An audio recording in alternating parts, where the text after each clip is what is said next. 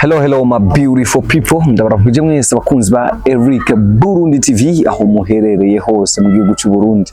Hano masaha novuga ko ndi muri Burunga nyene, nkaba ndi mu Mabanda. Mabanda blaza nashaka tuyaga ibintu byinshi cyane. Ariko ubwa mbere na mbere ndakusavye ushoye ndamukiriza abantu bari kukurikirana bashoye kumenya ati mbendi kumwe nande muri kano kanya. Hey guys, my name is Ndeko on Track. I'm producer from Burundi. Je ni producer uri mu Mabanda. Akazi kanje nako gukora indirimbo. Nkakora instrumental mixing na mastering. Yeah. Yo nivyo sanzwe nkora. Okay. Urakoze cyane.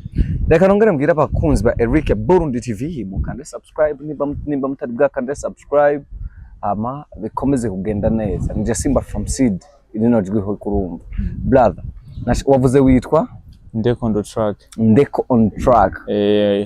Shaka kumenya itandukaniro ryawe hamwe na Johnson. Motsa.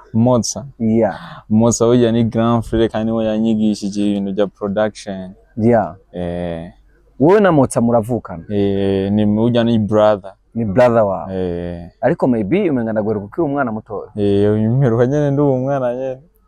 Ubu usigaye uri wese ko naka on track. On track. Kandi urakora neza. Nabaze kumva ibikorwa byawe biri soft cyane. Yeah. Okay, ikibazo canje gihagaza. Mbe mu production wayinjiye mu ryari? Production. Omba ko mpereye ko kujojone igihe bugura studio bayoguruye 2018. Yeah. Guhera 2018 yari karanyigisha ibintu bya production. Yeah.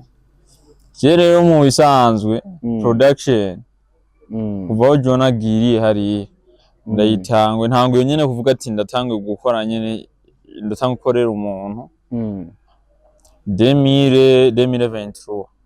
Okay, Johnson muravukana ubu ari producer nimero 1 wo muri Iteka Music. Mbe nawe hari opportunity umaze guhabwa ugenda gukorera abaririmbyi basanzwe bakomeye cyane mu gihugu cy'u Burundi. Uramaze kuronka opportunity yo gukorera abaririmbyi basanzwe bafite amazina kuze? Opportunity ndamaze kuyironka gusa. Hari ukuntu nyene arabizi nawe ukuntu usanga nyene ntushobora kubashikira nyene. Yeah. John aramaze guhamagaza mu Iteka ugane kugaragaza chance. John? Namanze Johnson Motsa. Namanze gushikayo nyene ugacininga nawe ugakora beat yari nyene. Ni ndatwarana nka machine wanje. Ndayitwarana akora instrumentale akama ivyiyumviro. Nubu uracana umunyeshuri wiwe? Erega teacher ni teacher. Benshi baravuga yuko wewe ano masaha usigaye umusumba Motsa ukora. Oya ujya sino piano kuzuza ugira mastering sino musumba ya teacher. Ujya nigi esa nigiko ababivuga nabo babwiye iki? Ababivuga bajya ababivuga cyambere Motsa arakaze niwe yanyigishije kwintambwe ngezeko ndabishimira Motsa. Yeah. Okay, inyuma yuko Motsa is your big brother, aragufasha byinshi, arabana nawe mu bihe byinshi bitandukanye cyangwa yarabanye nawe mu bitandukanye. Mbe ano masaha ari muri Iteka Music nakaye kamaro kuri wewe umwungukako cyangwa yaciye agupushinga nyene nakwigiza ko? Je akamana mfitiye Motsa ndashobora gukora nka song kura amaboko ku muntu hogira bakurabe neza. Ndashobora gukora nka song mpoze song ashandaye mungikira hama amaide akacaya akama maide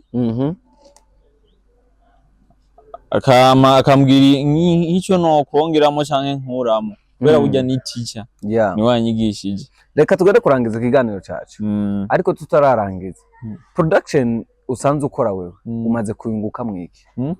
muri production maze kunguka iki? Production ibyo manze gukora abantu batanguye kumenya nyene batanguye kumenya kandi ariko kukumenya no kuza ukorera novuga ko byoba bisungamotsa ko yahora akorera muri the studio ukoreramwo bashobora kuza aribo barondera bakaca basanga aho wewe nawe ukacubemeza ko ushoboye ukacubakorera bikaca bigenda neza. Novuga ko baba baza mu nzira nk'iyo. Eske kuwewe nk'wewe ubwawe icyo umaze kunguka ni icyahe? Shewe bisanzwe uhereye ku icyo uvuze bashoboye kuza baziye kuramutsa bakamubura. Hariho abaza baje kumurondera gusa umuntu akababwira nkabumvisha ibikorwa amaze gukora amaduka aca dukora. Ku bwawe niwe producteur mu Burundi usanzwe ukunda cyane kuruta abandi? Producteur wa mbere nkunda. Wa mbere ukunda? Wa mbere ni Motsa nyene. Wa kabiri? Wa kabiri ni Hitmaker. Future Boy Hitmaker ujya akorera muri Master Music.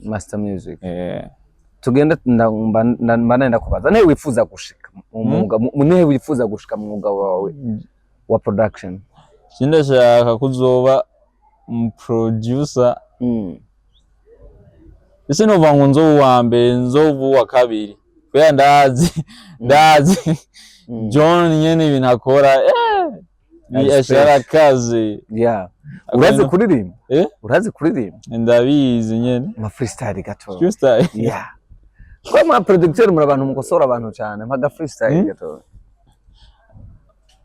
Burya nibuka intwari nabuze mu buzima bwanjye yamba hafi iruhande yanjye ikiriho nta kintu kibabaza nko kwicwa uzirutwa urarondera basi bakaguhigira ati mwananje rondera uzoronka ukubaho k'umuswisi muwe zagaca ya boy. Uramaze gusohora indirimbo nawe? Jewe api iyo umva ziriho muri studio gusa sinatangura gushira kuri chaîne. Niza ntambamye mukunze guhura nazo nk'aba producteur? Ashobora kuza nk'umuririmbyi akakuvuruga agomba kukudirecting ibyo uri kurakora. Je ndabise nk'abaririmbyi batatu jewe nzi kandi uwo bava Tanzania baje gukora haje ugasanga ibyo wakoze agomba kugira byiwiwe nyene idea ukoresheje. Umva je ndakunda umuntu aterera idea siko apana uza ukubwira ngo urumva aratera idea gusa ntacyambuza umwanya naje nkora ibyo nkora. Okay, good. Reka ndagushimire ndakubwira ati merci sana ku mwanya waduhaye. Merci sana ku batari bakuzi. Uri petit frère wa Motsa kuva mu Iteka Music. Boy.